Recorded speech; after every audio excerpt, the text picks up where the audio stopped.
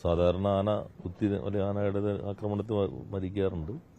പക്ഷെ ഇത് ആന കുത്തിയ പന വീണിട്ടാണ് കുട്ടി മരണപ്പെട്ടിട്ടുള്ളത്. എങ്കിലും മരണത്തിലേക്കുള്ള കാരണം ആനയുടെ പ്രവൃത്തി തന്നെയാണ്.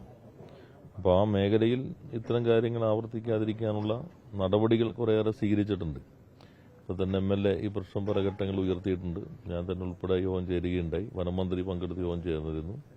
അപ്പോൾ ഒരു 5 കിലോമീറ്റർ നമ്മൾ ഹാങ്ങിങ് വാൾ ഏറ്റവും പുതിയ രൂപത്തിലുള്ളത് അവിടെ നിർമ്മിക്കുന്നുണ്ട്. അതുകൂടാതെ മറ്റ് ക്രമീകരണങ്ങൾ വരുത്തുന്നുണ്ട്. പക്ഷെ ഇത് തീർത്തും അസ്വാഭാവികമായ ഒരു സാധാരണഗതിയിൽ സംഭവിക്കുന്ന ഒന്നല്ല. വളരെ യാദൃശ്ചികമാണെങ്കിലും ഒരു മരണത്തിലേക്ക് എത്തി. നല്ല മിടുക്കിയായി പഠിച്ചിരുന്ന ഒരു കുട്ടിയെയാണ് നമുക്ക് നഷ്ടപ്പെട്ടത്. അതിനകത്ത് യുദ്ധത്തിൽ പങ്കുചേരുന്നു.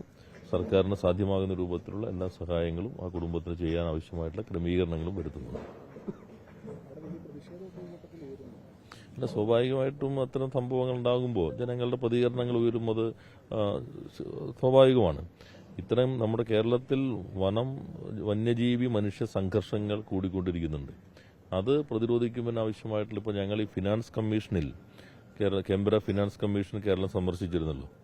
അപ്പോൾ മുഖ്യമന്ത്രിയുടെ നേതൃത്വത്തിൽ ഞങ്ങൾ നൽകിയ മെമ്മോറണ്ടത്തിൽ പോലും ഈ പ്രശ്നം സവിശേഷമായി കണ്ട് ഒരു പ്രത്യേകമായിട്ടുള്ള ഒരു സംവിധാനത്തിന് ആവശ്യമായ സാമ്പത്തിക പിന്തുണ കൂടി വേണം എന്ന് ധനകാര്യ കമ്മീഷന് മുൻപിൽ പോലും ആവശ്യപ്പെട്ടിട്ടുണ്ട്. കേരളത്തിന് സാധ്യമാകാവുന്ന രൂപത്തിലുള്ള കാര്യങ്ങൾ ചെയ്യുന്നുണ്ട്. നേരത്തെ കോതമംഗലത്ത് അപ്പുറത്ത് ഇടുക്കി ജില്ലയുടെ ഈ ഭാഗത്ത് ഇതിന് നേരെ എതിർവശത്തുള്ള ഇടുക്കി ജില്ലയിൽ വരുന്ന ഭാഗത്തും കുറേയേറെ നടപടികൾ സ്വീകരിച്ചിരുന്നു. ഇവിടെയും കുറേ നടപടികൾ സ്വീകരിക്കുന്നുണ്ട്. സാധ്യമാകുന്ന രൂപത്തിൽ നടപടികളാണ് സ്വീകരിക്കുന്നത്. ഈ ഹാങ്ങിങ് വാൾ കുറെ കൂടി ഫലപ്രദമാണെന്നാണ് പലയിടങ്ങളിലെ അനുഭവങ്ങൾ പറയുന്നത്. 2 സൈഡിലും കൂടിയായിട്ടാണ് ഇത് നിർമ്മിക്കുന്നത്. അപ്പോൾ അതിന് പ്രതിരോധിക്കാൻ കഴിയും എന്നാണ് പ്രതീക്ഷിക്കുന്നത്.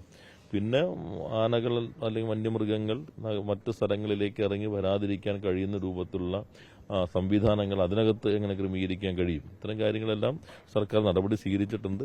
കേന്ദ്ര സംവിധാനത്തിന്റെയും വലിയൊരു പിന്തുണ വേണം എന്ന് ഫിനാൻസ് കമ്മീഷന്റെ മെമ്മോറണ്ടത്തിൽ പോലും സർക്കാർ ആവശ്യപ്പെട്ടിട്ടുണ്ട്.